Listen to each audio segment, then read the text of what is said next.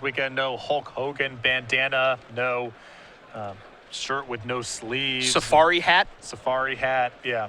This is kind of just a normal looking wardrobe here. A little disappointing. In his old age of, I believe, 21, he's really dialed it back. It's grown up some. Temples to begin here for both players as round number 3 does begin. Merriam also has a Battlefield 4. Just Friedman will draw a card. White Blue Heroic, a deck that is certainly picking up in popularity. Joe Lissette did win our first Open Series event in 2015 with it when we were in Columbus. That's what's got him out to this lead.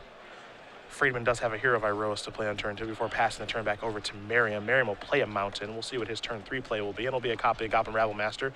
The Goblin token will come in. Of course, it'll get blocked by the Hero, so those players will shortcut that. And we'll move to Friedman's third turn. But the big addition to this deck potentially is Monastery Mentor. And we'll see if that does show up and do some work here for Ben. And on Ross's side of the table, this is the type of deck where you would anticipate some mixture of Soulfire Grandmaster and Monastery Mentor to show up. Because this seems like a deck that could very naturally take advantage of those cards. Only 1 copy of Monastery Mentor in Ross's list and 0 copies of Grandmaster. See a Temple of Enlightenment come down here for Friedman. Monastery Mentor, we've talked about so many cards in this format. We've talked about the Grandmaster, we've talked about Tassiger and some of the other new additions. You know, we haven't talked about some of the cards that are almost certainly going to join these decks, a Monastery Mentor and a card like Valor's Stance as well. Cards that you can certainly expect to see a lot of play. White got some nice additions here from Fate Reforged.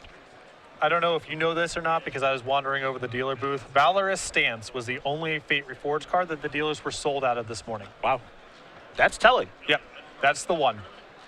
Rabble Master number 2 going to come into the red zone. Here is a Stoke the Flames. That'll take care of the Hero of Heroes. And Merriam will pass the turn back. Solid turn there for Ross. Rabble Master on the play is often challenging for White Blue Heroic. I mean, if Ross had a removal spell on turn 2, a Lightning Strike for Ben's play, I think this game might already be over. Even still, Rabble Master is all sorts of trouble for White Blue Heroic. They can't really get off the table. They just have to race, and racing that card is not easy. Anything but, as we have seen during its lifespan. This is a favorite hoplite for Friedman. But the thing he has not been able to do so far is actually build a monster. Of course, with this heroic deck, 4 Ordeal of Thassa's, an Ordeal of Heliod, 2 copies of Stratus Walk, and Aqueous Form as well. But none of those have shown up for Friedman just yet. You can tell he's certainly in a world of trouble here. Rebel Master can win the game on its own very quickly. When there's 2 of them out there, it's even more dangerous. From here, Ben really has to just make the game about something else.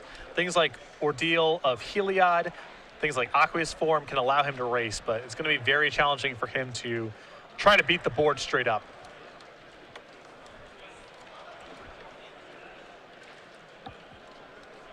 Just a simple passing of the turn there from Friedman.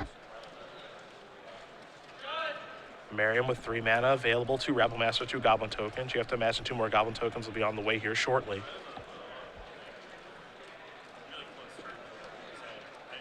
Ross going to figure out what he needs to do here on his 5th turn of the game. Well, this is really the first turn that he's got to think about anything because it's the only time Ben's had a board with open mana. And now things get tricky. Yeah.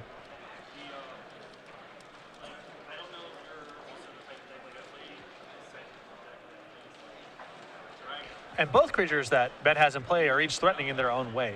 You know, the lifelink could be problematic. Also, the can't be dealt damage this turn on the hoplite can be problematic if Ben is trying to set up a wall to block with. So even if Ross has a removal spell, it's not clear which one he would even want to kill. For sure. The Goblin tokens and the Rabble Masters coming in. Those Rabble Masters are absolutely gigantic. There will be some blocking here, unsurprisingly. Friedman does have a spell to play. It's a copy of Defiant Strike. That'll target the favorite hoplite. Seeker of the Ways Prowess will trigger. There will be an exchange of resources here, but both the Rabble Masters are going to bite the dust. Some damage will come across, of course. And not a bad exchange there. But if you're Ben, you're probably pretty happy with what happened. Overall, I think so. And it's nice to have a 2-3 against some 1/1s now. But being without the lifelinker is a little rough. Seeker of the Ways the follow-up there for Merriam, and he will simply pass the turn back over to Friedman. Friedman will draw. Looks like he picked up a copy of Stratus Walk. 2 of those in his deck. A card very popular with the Florida players, Logan Mai, Stephen Mann. All the way up to 4. Yeah. the Tom Ross-inspired builds, you saw one in the main deck, one in the sideboard, but the Florida players went to a full play set, which is a change that I really like. And we'll see if Mize and Man are playing that deck again. They felt so confident about their heroic list in Columbus, they flew out week 1 of season 1 to play that deck, and it certainly paid off for them, both of them topping that tournament. Yeah, great tournament for both of those players.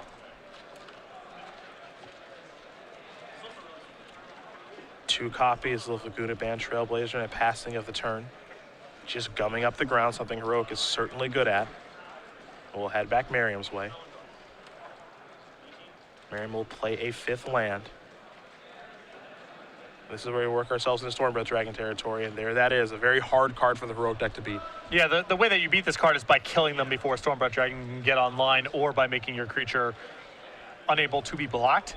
But given the state of the board, where things are kind of gummed up, Ben's a little bit behind in the damage race, Stormbreath Dragon's going to be hard to beat.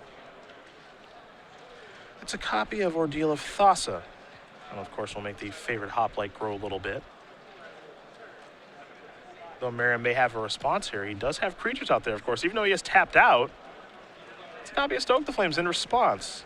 Looks like Friedman does have a God's Willing, however, to put that to a stop. So that will trigger Heroic once. And now we'll see Ben scry here, you have to imagine, in just a moment.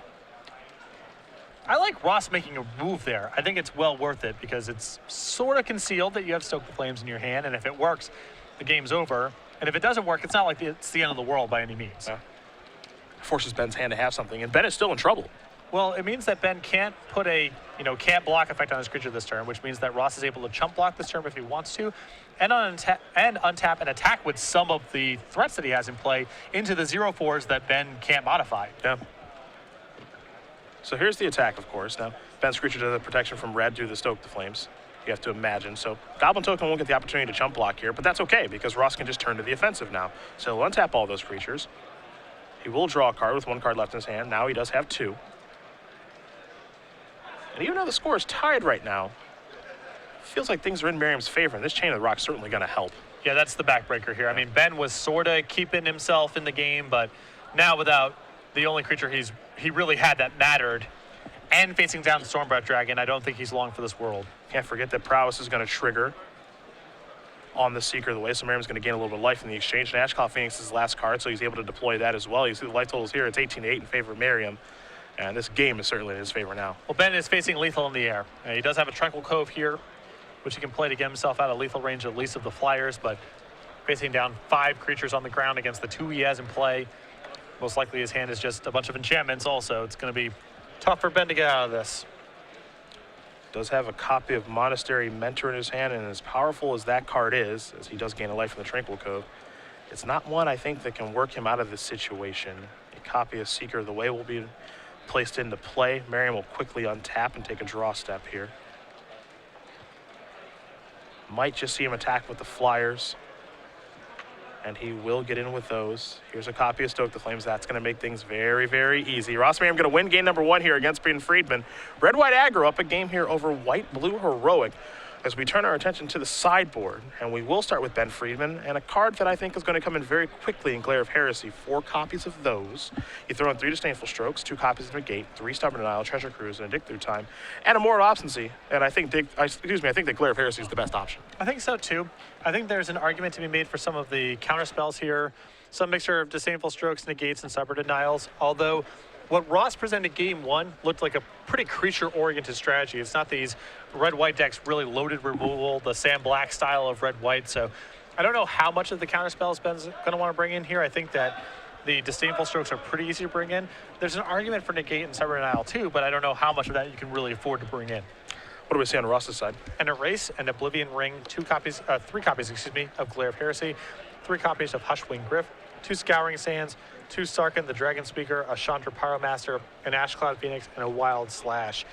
I really like the 3 copies of Glare of Heresy here a lot, the Oblivion Ring, and the Wild Slash. Those are pretty big upgrades. Past that, you have some more marginal effects like Sarkin, which is powerful but slow, Erase, which is good against some things in Ben's deck but not others. But I think the extra cheap removal spells are going to serve Ross very well here. Well, these players will prepare for game number 2. We will talk about season 1 here on the Open Series. We started things off in Columbus, where Joe Lissette was your champion. In Philadelphia, Dale Ayers got the job done over Ross Merriam in the finals. Now we're here in Washington, D.C. It's anybody's guess who's going to win this tournament. It is anyone's guess, and the upshot is it looks like we're going to get out of all this without any horrible weather impeding the Open Series, which is going to be really nice in D.C. this weekend. Next weekend, we go to Indianapolis for our first post-banning Legacy Open. We have the weekend off after that for regionals, so make sure to be heading over to your local regionals when you get the opportunity to do so. After that, we'll be in Houston for the first time for a Standard Open, Los Angeles the weekend after that, our first Modern Open Series in Baltimore, then Grand Prix Miami, which we're rolling out some more information about this weekend, so stay tuned for that. After that, we go to Dallas for the Open Series, which will be standard, and then the Season 1 Invitational, which will be standard, and Legacy for the Invitational, a Standard Open Series. That will be in Richmond at the end of March with me, you, and Matthias Hunt in the booth. A lot of stuff here for Season 1.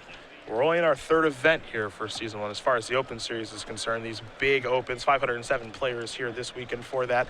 Players chasing points, though.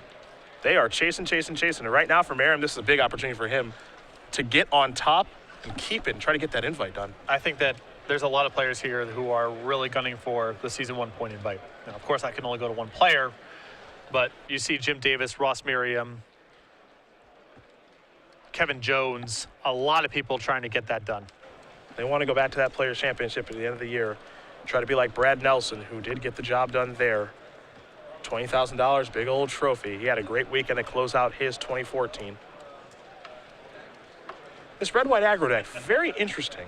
You know, Sam Black has been the biggest proponent of this strategy. He played this at the World Championships. He also played at the Season 4 Invitational in Seattle, made the top 8 of that tournament as that was a standard weapon of choice. But we haven't really seen a lot of people jump on board with this deck outside of that. Merriam giving it a shot. Some differences, of course, between his list and what Sam did play. Sam had that small Heliod's Pilgrim package, Chain to the Rocks. But it's funny to see a 2-color deck look to be pretty good, and it's a 2-color enemy color deck too. It looks like it's actually a pretty good option here moving forward. Well, you have some solid mana fixing. You know, you get your access to the M15 dual lands, the Apocalypse, Pain Land, and Battlefield Forge alongside your Temple. You're going to play some number of Evolving Wilds. Ross playing 1, typically you see 1 in the list. And the deck isn't as color sensitive as, say, Blue-Black Control, where you have Bile Blight alongside Dissolve. So it's very hard to get all of your mana online in time. Here, you know, it's a little bit easier. You don't start seeing double mana spells until, you know, Hordeling Outburst, Ashcloud Phoenix, Stormbreath Dragon. There's no double weight in the deck, so the mana's a little bit easier. It's always interesting to me, just, you know, you see these 3-color decks in the format like Abzan and Mardu, and wow, Crackling Doom, Butcher the Horde, Siege Rhino, Abzan Charm, those cards are so powerful. You think of red-white, well, yeah, it's not the cards aren't powerful, they're just not as powerful as their 3-color cards are, but these cards are no slouch either, to be fair. Well, you look at the creatures here, Seeker of the Way, Goblin Master, Hushwing Griff, Monastery Mentor, Ashcloud Phoenix, Stormbreath Dragon. There's no shortage of quality in Ross's deck. Not quite as good maybe as Siege Rhinos and Anafenzas, but he's not paying that big of a cost. And the upshot is his mana gets to be a lot more stable. A Tranquil Cove for Friedman to push him to 21. Merriam's going to play a Temple of Triumph and pass that turn back. Friedman with just a favorite Hoplite and no second land, unfortunately, for him. Merriam. See what he can put together in his second turn. There's a copy of Battlefield Forge. This is a lightning strike to get that heroic creature off the table. Friedman draws a card. We'll deploy another favorite Hoplite and pass the turn back over to Ross. Ross will draw. Now, I didn't get a great look at Ben's hand, so I don't know whether or not it was a solid keep. But these types of hands are very good against decks where they're starting the removal on things like Hero's Downfall, because you're going to get an opportunity to untap with mana available. Red-White is one of the decks in the format that has a real density of cheap removal. They can punish you for keeping these kind of hands because you may never untap with a creature. Yeah, seeing Defiant Strike there from Ben doesn't surprise me very much. I had a feeling he probably kept a hand where he's looking to cycle Defiant Strike to get into a land. Of course, he's got his draw steps to try to hit one as well. So seeing that and pumping the favorite Hoplite, not much of a surprise to me personally. Though, again, as you mentioned, when you're playing a deck that does have Chain to the Rocks, Lightning Strike, and cheap removal, you do question how viable it is to keep a hand like this. And you have to imagine a lot of these decks are going to have access to Wild Slash in their sideboard as well. Just another 1-mana removal spell. Makes it much riskier to keep these kind of hands as compared to, say, something like Blue-Black Control or something like Abzan strategies, but the removal just doesn't come online as quickly. In comes the favorite hoplite for a couple of points of damage here. Merriam, of course, no interest in blocking. A Plains and a follow-up. Laguna Bend Trailblazer will complete Friedman's turn. Merriam will draw. Move to his 4th turn of the game.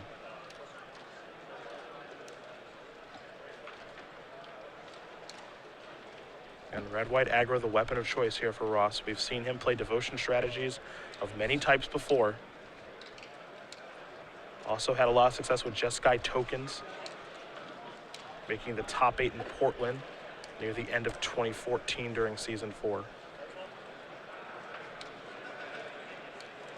Here he has a copy of Monastery Mentor, its debut on the Open Series. And it's going to, I mean, if Rabble Master is good against this sort of deck, this card's going to be even better. Here's a Chain to the Rocks, which means a Monk will be joining. A couple of triggers here.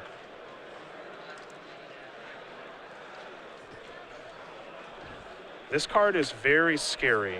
It doesn't take much for it to run away with the game, and if you kill it, you still have to deal with those tokens, which are very problematic. I mean, there's analogs here to Goblin Rabble Master and Young Pyromancer, both of which are constructed superstars. And Monastery Mentor unchecked is better than either of those cards. Yeah. It's a little bit slower. It's a little bit more vulnerable to sorcery speed removal on the turn that you play it. But if you untap with it, like Ross is going to get to do here, it's as powerful, if not more so, than either of those cards. Now, there are a lot of cards out there that just they're cards that are looking to pass the untap test. If I get to untap with this, what happens? Well, if you get to untap with Monastery Mentor, it is probably terrifying. Well, I mean, Ross didn't even necessarily have to untap. That's really impressive here. Here's another copy of Chain to the Rocks. Defiant Strike is going to target that favorite hoplite. Ben, you have to imagine is trying to find some sort of protection effect like God's willing to save this. Merriam may have some sort of spell here in response, but keep in mind, Monastery Mentor itself has prowess. The monks have prowess. Seeker of the Way is triggering its prowess right now, so he's going prowess crazy. Every spell's worth a lot. I mean, it does not take long for this to get completely out of control. And now Ross is tapping mana for, I imagine, Stoke the Flame, so he's going to cast that. Can't forget all these prowess triggers are going to happen now, and Ben doesn't get to draw a card from his Defiant Strike. So these creatures are huge. Ross is going to be attacking for a lot of damage. He's going to be gaining a little bit of life there from the Seeker. Ben going to draw a card, and he's going to extend the hand. Ross Merriam going to get the job done here over Ben Friedman. 2-0. Red-white aggro very quickly dispatches white-blue heroic. And Monastery Mentor, it wasn't around for long, but it was impressive while it was there. Absolutely. I mean, it's just a challenging matchup for Ben. There's a lot of creatures that Ross has that are cheap and hard for him to handle and hard for him to beat over a long game. On top of that, there's also